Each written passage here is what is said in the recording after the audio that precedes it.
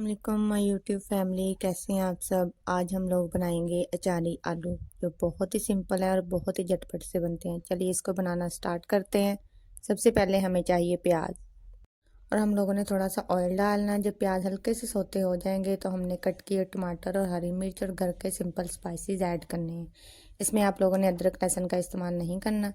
मसाले को हल्का सा आपने भूनना है। इसमें आपने आलू को मिक्स कर देना। आलू आपके बहुत ज़्यादा बारीक ना कट किए हों, क्योंकि थोड़े ज़रा मोटे स्लाइस में आपने आलू को कट करना है। इसको 2-3 मिनट के लिए आपने फ्राई करना है। उसके बाद आपने इसमें पानी डालना है, उसको कवर करके रख देना है कम से कम 5-7 मिनट के लिए। जब इसमें से पानी खुश्क हो जाएगा और आपके आलू गल जाएंगे तो लास्ट में आपने इसके ऊपर मसाला अचार का और थोड़ा सा अचार का पीस इसको बारीक बारीक स्लाइस में आपने कट करके डाल देना है। और ऊपर आपने कसूरी मेथी ऐड करनी है और हरा धनिया। मिलते हैं नेक्स्ट वीडियो में। अल्लाह हाफिज़।